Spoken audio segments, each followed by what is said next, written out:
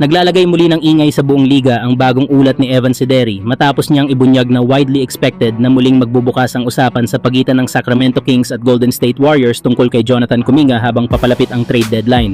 Ayon sa report, matagal nang may previous exchanges ang dalawang koponan tungkol sa young forward ng Warriors at ngayong papasok ang huling stretch bago ang deadline, inaasahang papasok sila sa mas malaking trade framework na posibleng magpagulo sa Western Conference.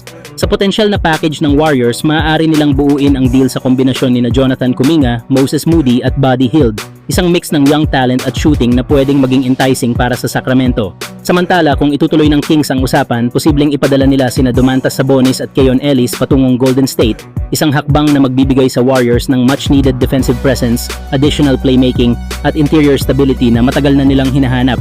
Kung mangyari ang ganitong kalaking trade, magiging isa ito sa pinakamalalaking blockbuster moves ng season, full of risk pero may mataas na reward para sa parehong panig. Kayo mga idol, sa tingin nyo ba dapat ituloy ng Kings at Warriors ang ganitong kalaking palitan? Samantala, si JJ Redick ay nagpahayag ng matinding paghanga kay Adu Tiero matapos makita ang kakaibang kombinasyon nito ng lakas, explosiveness at defensive intensity.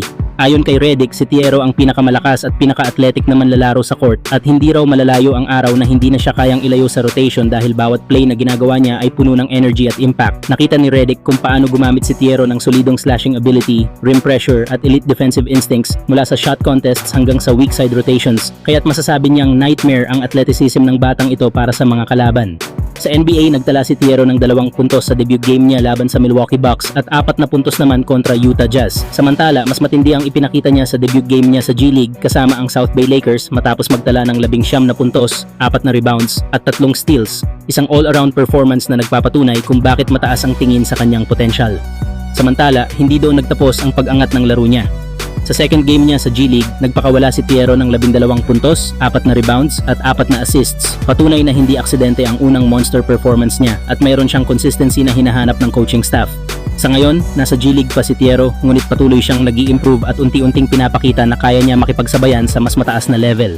Dahil sa kombinasyon ng athleticism, depensa at motor, posible siyang maging isang elite perimeter defender o two-way role player sa hinaharap kung magpapatuloy ang kanyang development. Kayo mga idol, anong masasabi nyo? Handa na ba si Tiero para sa mas malaking role balang araw? Samantala, nangunguna ngayon ang Los Angeles Lakers pagdating sa efficiency. They are number 1 in field goal percentage, number 1 in 2-point field goal percentage, and nearly unstoppable inside the arc, ranking first in field goals from 0 to 3 feet, 3 to 10 feet, and 10 to 16 feet. Ibig sabihin, mula paint hanggang mid-range, sila ang pinakatumpak sa buong liga. Second naman sila sa free throw attempts at third sa pinakakaunting fouls per game na nagpapakita kung gaano kadisiplinado at kaagresibo ang team sa parehong dulo ng court.